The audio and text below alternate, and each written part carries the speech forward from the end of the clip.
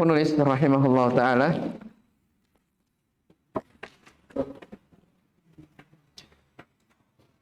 kata beliau, bismillahirrahmanirrahim, alhamdulillah wassalatu wassalamu ala rasulillah, amma ba'd. Fa'lam anna hadhil kalimata nafyun wa itsbatun. Ketahuilah bahwa kalimat ini, yaitu la ilaha illallah, itu terkandung di dalamnya an-nafy wal itsbat, penafian dan penetapan. Apa bahasa Indonesianya kalau penafian? Ya, peniadaan ya, atau penolakan. Wa itsbat, penetapan. Itu kandungan dari kalimat la ilaha illallah. Apa maksudnya? Kata beliau, nafyul ilahiyati amma siwallahi minal mursalin. Ya, menafikan. Ya, menafikan uluhiyah. Uluhiyah maksudnya apa? Penyembahan, peribadatan terhadap selain Allah Subhanahu wa taala. Baik itu dari kalangan mursalin, para rasul, atau hatta Muhammadin, sekalipun adalah nabi kita Muhammad sallallahu alaihi wasallam. Jadi para nabi itu mereka tidak punya hak ilahiyah. Iya. Tidak ada dia hak apa? Uluhiyah. Hatta Muhammadin wa minal malaikati hatta Jibril. Ataupun dari kalangan malaikat, sekalipun dia adalah Jibril. Fadlan an ghairihima, apalagi kalau hanya selain keduanya. Minal anbiya'i was salihina. Ya, dari kalangan para nabi dan orang-orang soleh. Wa itsbatuha lillah, dan menetapkannya hanya untuk Allah Subhanahu wa taala. Nah, ini isbat yang terakhir ya. Jadi kan tadi di awal dikatakan nafyun wa isbat. Ya. Nafyun wa isbat. Jadi la ilaha illallah memiliki dua rukun. Penolakan dan penetapan. Penafian dan penetapan. Apa maksudnya penafian? Menafikan seluruh peribadatan, seluruh penyembahan kepada selain Allah, sekalipun yang disembah itu adalah siapa? Nabi dan Rasul ataupun orang-orang soleh ataupun para malaikat. Baik, dan yang terakhir dikatakan wa itsbatuha lillah, dan menetapkannya hanya untuk Allah Subhanahu wa taala. Itu kembali ke mana? Hah?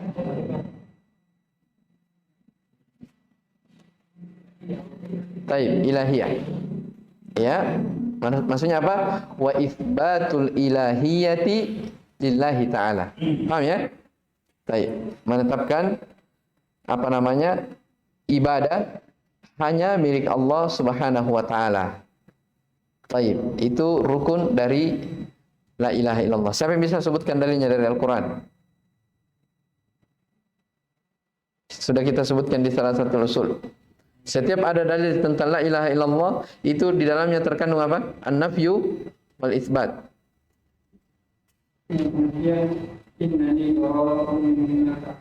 Terus taib, itu terkandung dalamnya an-nafyu wal itsbat. Apa lagi? Wa'budullaha, sembahlah Allah, itu apa? Itsbat. Terus wala tusyriku bihi syai'a, itu apa? An-nafyu. Terus apa lagi?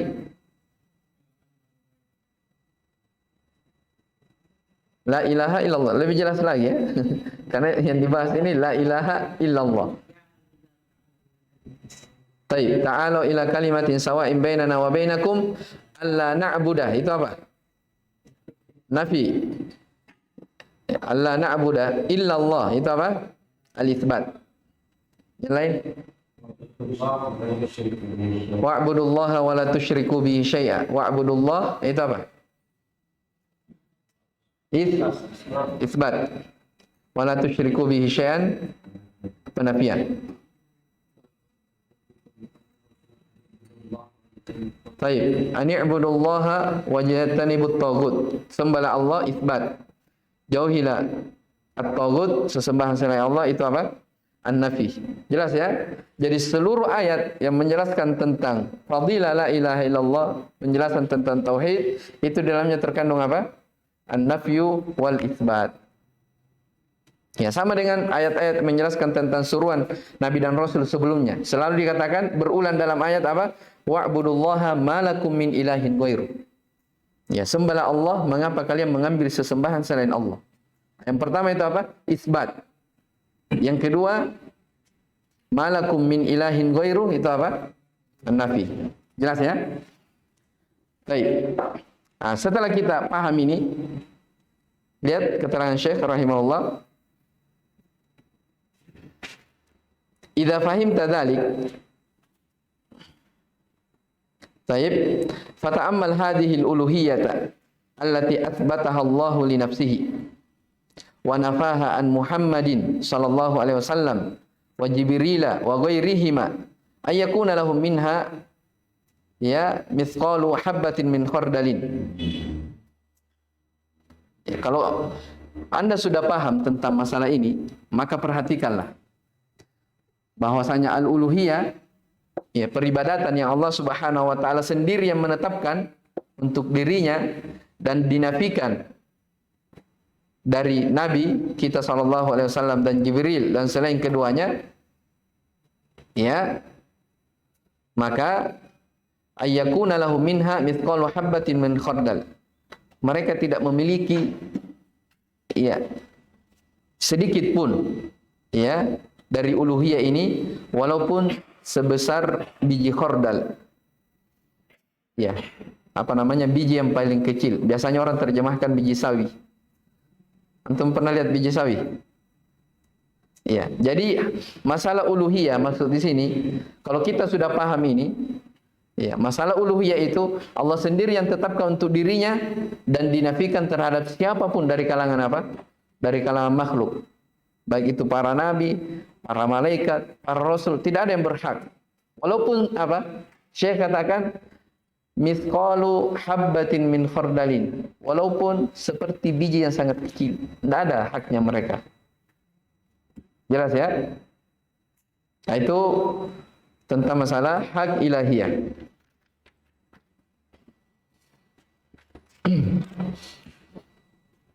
Kemudian kata Syekh rahimahullah,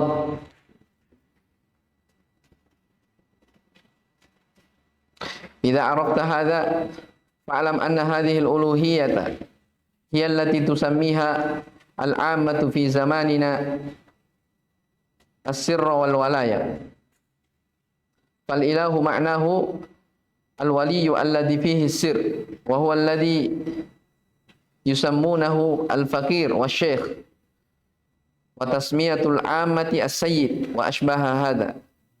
وذلك أنهم يظنون أن الله جعل لخواص الخلق عنده منزلة يرضى أن الإنسان يلتجئ إليهم ويرجوهم ويستغيث بهم ويجعلهم واسطة بينه وبين الله.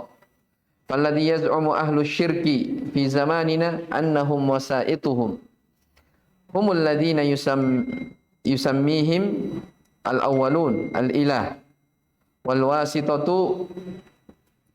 هو الإله فقول الرجل لا إله إلا الله إبطال للوسائط.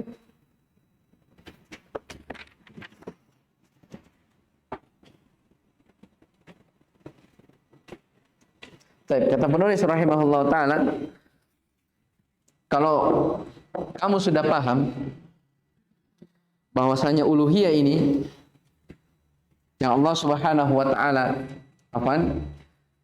yang diberi nama oleh orang awam di zaman kita sekarang ini sebagai ahli rahasia dan al-walaya wali. Iya. Jadi masalah uluhiyah, peribadatan ini ternyata orang-orang sekarang mereka sebut sebagai apa? Oh, ini sir. Orang yang punya rahasia dan inilah wali. Kata Syekh, wal ilahu ma'nahu al-wali. Berarti ilah, ya, yang menurut orang-orang umum sekarang itu apa? Itulah wali. Jadi ilah maknanya wali, alladzi fihi sir, yang dia memiliki rahasia. Itulah yang disebut sebagai al-faqir dan asy-syekh. Ya, kalau bahasa kita sekarang apa? Ya, setiap kampung itu ada nama-nama ya. nama-nama apa namanya mereka besarkan mereka.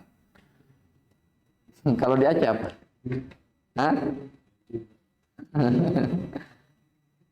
Iya. Kali disebut Syekh, kadang Kiai, Habib-Habib, ya, dan yang semisal dengannya. Iya. Itu penamaan-penamaan. Jadi ilah maknanya al-wali. Iya. Dan diberi nama oleh orang-orang umum sebagai apa? As-Sayyid. Dan yang semisal dengan itu. Ya. Wadzalika annahum yadhunnuna anna Allah, ya, sangkaan mereka mereka menyangka bahwasanya Allah Subhanahu wa taala itu menjadikan dari kalangan makhluknya ada orang-orang khusus.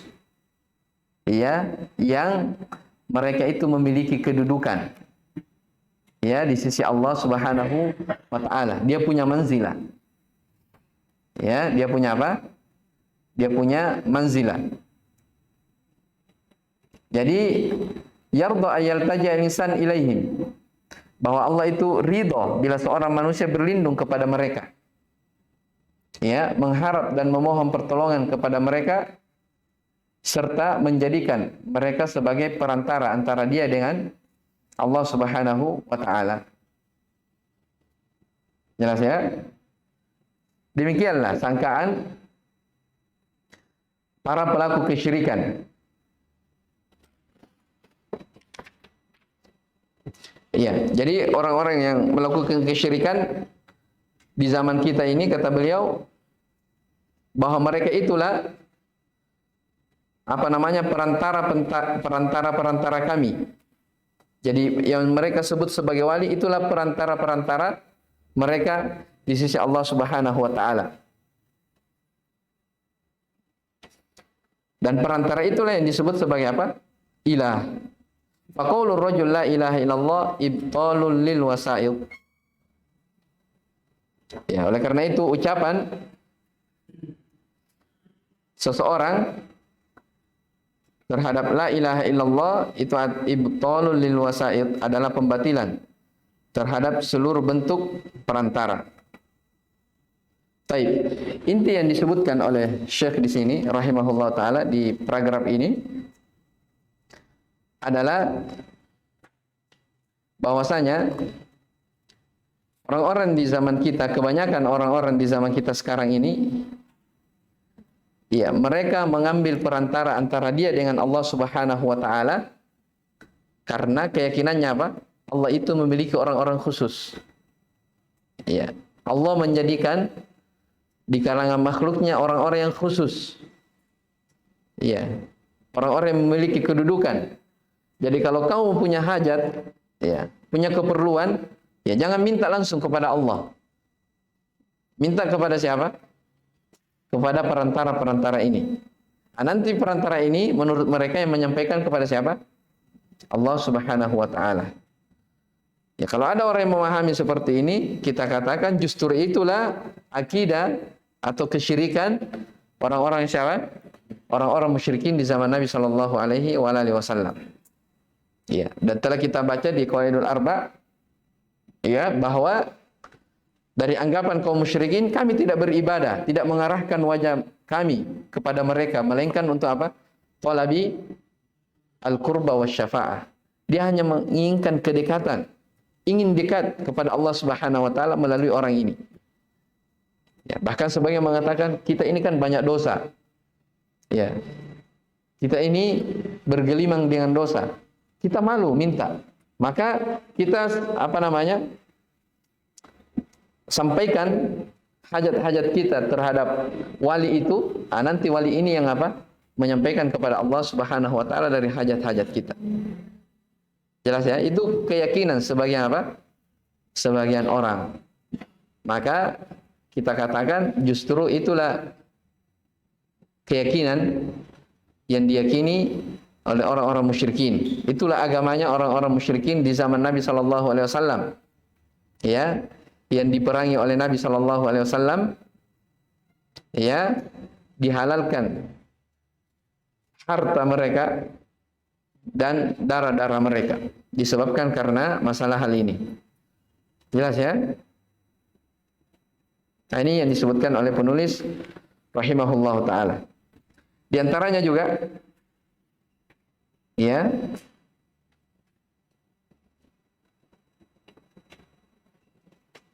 yang bisa kita ambil pelajaran bahwasanya orang-orang musyrikin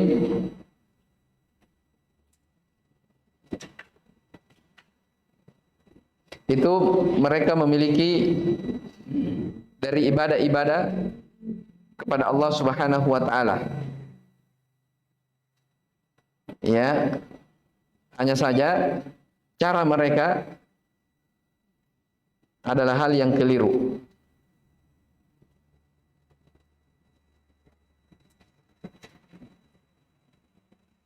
Baik, itu yang disebutkan ya oleh penulis rahimahullah taala.